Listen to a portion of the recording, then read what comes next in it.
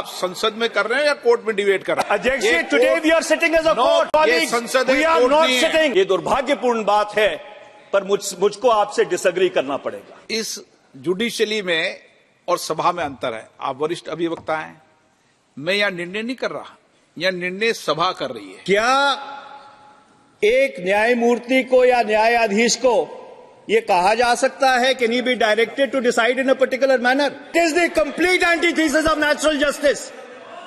The fundamental principles of natural justice are being thrown to the winds in this house. I would urge you, Mr. Speaker, sir, that the whip needs to be withdrawn. कई बार ऐसा मौका आया है कि जल्दी में बहस करनी पड़ती है, पर शायद आज पहली बार किसी कागज को बगैर संज्ञान में लिए मैं बहस करने के लिए खड़ा हुआ। ये बड़ी विडंबना है कि 12 बजे पटल के ऊपर रिपोर्ट रखी जाती है और 2 बजे उसकी बहस लगा दी जाती है। जैसे अधीर रंजन जी ने कहा, heavens would not have fallen, आसमान नहीं गिर जाता अगर 3-4 दिन हमको दे दिए जाते कि इस कागज को, ये जो रिपोर्ट है, इसको संज्ञान में लेकर, इसको पढ़कर अपनी बात एक अच्छे ढंग से हम इस सदन के समक्ष रख सकते, क्योंकि एक बहुत ही संवेदनशील मामले के ऊपर ये सदन फैसला करने जा रहा है। पर अध्यक्ष जी, मैं 4-5 चीजें जो बहुत ही बुनियादी हैं और जो नेचुरल जस्टिस से और जो मौलिक अख्तियार हैं उनसे जुड़ी हुई हैं, उसके ऊपर मैं जरूर अपनी बात कहना चाहता हूं। पहला सवाल यह है अध्यक्ष जी, that can the procedure of the ethics committee override the fundamental principle of natural justice, which is the organizing principle of every justice system in the world? और ये बात मैं इसलिए कह रहा हूं कि हमने जो अखबारों में पढ़ा उससे बहुत साफ तौर पर यह चीज निकल के आई कि जिनको अभियुक्त बनाया गया, जिनके ऊपर लांछन लगाए गए, उनको अपनी बात पूरी तरह रखने का मौका भी नहीं दिया गया। ये किस तरह का प्रोसीजर है? ये किस तरह की न्यायिक प्रक्रिया है? और इसलिए ये जो फंडामेंटल प्रिंसिपल है नेचुरल जस्टिस का, कि जिस व्यक्ति के ऊपर आरोप लगाए जाते हैं, जिसको अभियुक्त बनाया जाता है, उसको अपनी पूरी बात कहने का मौका मिलना चाहिए, और जिस व्यक्ति ने आरोप लगाए हैं उसको क्रॉस एग्जामिन करने का मौका मिलना चाहिए। और जहां तक मेरी जानकारी है, जिन लोगों ने आरोप लगाए हैं, ना सुश्री महुआ मित्रा को और ना उनके किसी वकील को उनको क्रॉस एग्जामिन करने का मौका दिया गया। मेरा दूसरा सवाल यह है अध्यक्ष जी, मैंने रूल जो 316D है, rule 316D of the rules of procedure and conduct of business, उसको ध्यान से पढ़ा है। उसमें ये लिखा है, the recommendations of the committee shall be presented in the form of a report.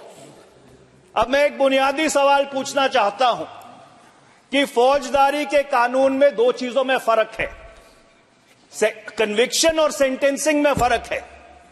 जो एथिक्स कमेटी है वो ये तो सिफारिश कर सकती है कि कोई व्यक्ति गुनाहगार है या बेगुनाह है, पर एथिक्स कमेटी यह सिफारिश नहीं कर सकती कि उसको दंड क्या दिया जाना चाहिए। This is a fundamental distinction. That power lies with this house. The ethics committee at best can make a recommendation that whether a person is guilty or a person is innocent. It is this house sitting as a jury which has the powers to decide the quantum of punishment, Mr. Speaker. So therefore, the recommendation of the ethics committee is fundamentally flawed in my respectful submission. Okay. तीसरा अध्यक्ष जी, आज सारी पार्टियों ने 3 line whip issue किया है। मैं एक बुनियादी प्रश्न पूछना चाहता हूं Today, this House is sitting as a judge and a jury. In an impeachment proceeding, or when you are considering the report of the Privileges Committee, or you are considering the report of the Ethics Committee, can a party direct its members to vote in a particular way? Can a whip even be issued? Because this is like directing a judge to decide a matter in a particular manner. This is a complete travesty of justice.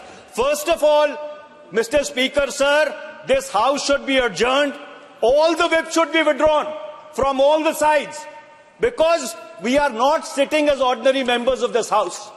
We are sitting as judges in a jury in order to decide the fate of one of our honorable colleagues, and I am afraid that cannot be done through whip-driven tyranny.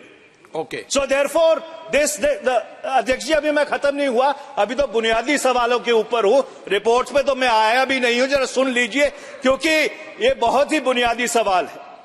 मैं अगला सवाल आपसे ये पूछना चाहता हूँ। आप संसद में कर रहे हैं या कोर्ट में डिबेट कर रहे हैं? बिकॉज ये कोर्ट है, अध्यक्ष जी। अध्यक्ष जी, today we are sitting as a court, we are not sitting as parliament. Today we are sitting as जजेस to decide the fate of one of our colleagues. We are not sitting as parliament today. We are sitting as a judge and a jury. There is a fundamental distinction between the two. Sir, please. एक minute, माननीय सदस्यगण, ये संसद है, ये court नहीं है। ये आप सीनियर हैं, आप क्या बोल रहे हैं ये आप देखें। आपके बहुत विनम्रता के साथ 4:30 मैं न्यायाधीश नहीं हूं पार्टनर। अध्यक्ष जी, न्यायाधीश नहीं हूं, अध्यक्ष जी, सभापति हूं। अध्यक्ष जी, मैंने पिछले 4.5 पौने 5 साल में कभी आपकी बात नहीं काटी। आपकी हर रूलिंग को सर माथे पर रखा है, पर आज ये दुर्भाग्यपूर्ण बात है, पर मुझको आपसे डिसएग्री करना पड़ेगा, क्योंकि आज हम एक संसद के रूप में नहीं बैठे हैं। Today we are sitting as a jury, we are sitting as judges to decide the fate of one of our colleagues. My next question, Mr. Speaker, sir. माननीय सदस्य, एक प्लीज, इस जुडिशली में और सभा में अंतर है। आप वरिष्ठ अभिवक्ता हैं, मैं यहां निर्णय नहीं कर रहा, यह निर्णय सभा कर रही है। आप गलत तरीके के तर्कों को यहां पर मत रखिए। ये रिकॉर्ड में जाती है चीजें, आप गलत तरीके से। मैं न्यायाधीश नहीं हूं, मैं सभापति हूं, और निर्णय करेगी सभा, निर्णय करेगी। और हमने किसी के लिए ऐसे ही आपने कहा, इसलिए आपने मेरी बात थोड़ी कहा है कि ऐसे ही वोट करो। हमने तो विप किया है प्रेजेंट करने के लिए। एक मिनट प्लीज, एक मिनट बैठिए। ये सभा निर्णय कर रही है, और जब सभा निर्णय करती है तो सभा निर्णय करती है।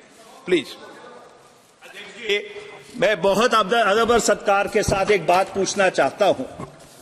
क्या एक न्यायमूर्ति को या न्यायाधीश को यह कहा जा सकता है कि नहीं be directed to decide in a particular manner? आप 10th शेड्यूल के तहत जब व्हिप इशू करते हैं, you are virtually directing your members to decide in a particular manner. This is the complete antithesis of natural justice. It is the complete antithesis of natural justice. The fundamental principles of natural justice are being thrown to the winds in this House. I would urge you, Mr. Speaker, sir, that the whip needs to be withdrawn, because we are sitting as a jury. The whip needs to be withdrawn. आप अभी disturb. अध्यक्ष जी, मैंने अपनी जिंदगी में कभी ऐसा नहीं देखा है कि जब कोई सभा न्याय करने बैठी हो, न्यायमूर्ति के रूप में बैठी हो, तो एक व्हिप के माध्यम से उनको यह हिदायत दी जाए कि आपको फैसला एक तरीके से करना है, अपना विवेक, अपना कॉन्शियंस, अपना सेंस ऑफ जस्टिस इस्तेमाल करके नहीं करना, एक पर्टिकुलर तरीके से फैसला करना है। हीना गावित जी, मैं अध्यक्ष जी अगली बात पे आता हूं। एक मिनट, आप कंक्लूड कर दो। अध्यक्ष जी, संविधान की धारा 105, article 105 of the Constitution gives powers, privileges and immunities to members of parliament. I want to read out Article 105(2).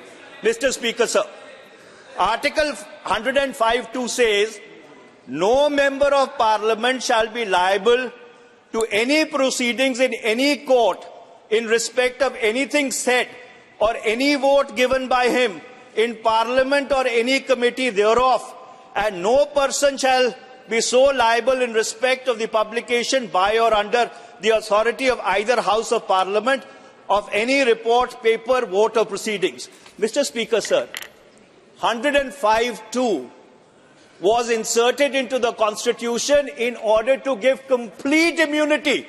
I stress the word complete immunity to a member for anything said or done in the House.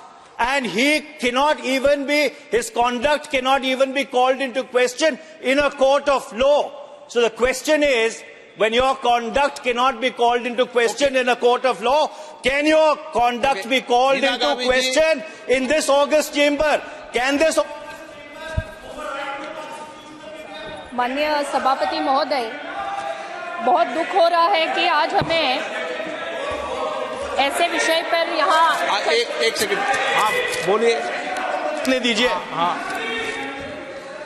अध्यक्ष जी, my humble submission is, can this august house override the founding document of India which has brought this house into existence?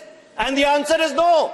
Article 105(2) gives immunity, absolute immunity for anything done in the House. And my last point, Mr. Speaker, sir, when the Supreme Court of India interpreted Article 105(2) in P.V. Narasimha Rao's case, they clearly and absolutely said that anything done in this House, even if it is allegedly actuated by bribery, cannot be called into question in any court of law.